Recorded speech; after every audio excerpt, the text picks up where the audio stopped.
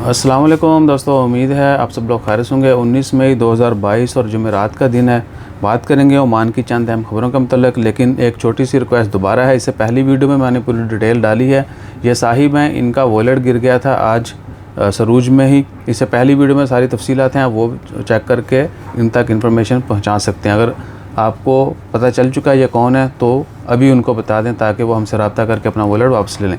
तो बात करते हैं ओमान की ख़बरों की। ओमान की ख़बरों में जो काबिल ज़िक्र ख़बर है वो तो गर्मी के हवाले से ही है कि गर्मी जो है बढ़ना शुरू हो चुकी है मस्कत में भी। और जो हाईएस्ट टेम्परेचर ओमान में रिकॉर्ड किया गया आज 19 मई के दिन वो था जलान बनी बोली में 45.7 और मस्कत में 45.3, लेकिन रियल फील शायद 50 के करीब या 50+ ही होगा।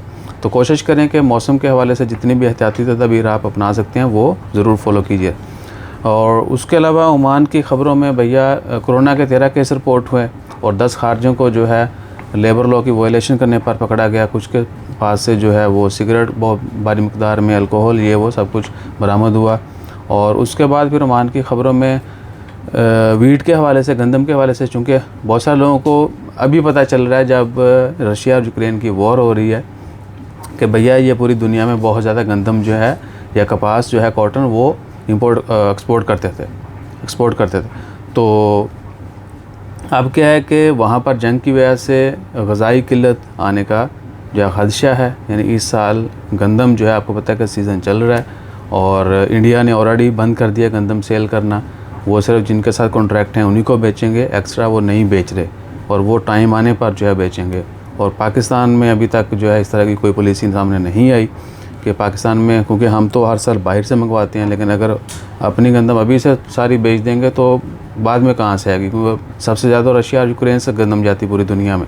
तो ओमान ने जो है वो ऐलान किया कि वो हो सकता है ऑस्ट्रेलिया से ले, क्योंकि इंडिया से भी पूरी सूरी आएगी, यूक्रेन रशिया से आएगी नहीं इस साल। तो मज़ीद जो है गंदम वो अल्लाह आपका भला करे अर्जेंटीना और ऑस्ट्रेलिया से लेने का ऐलान किया।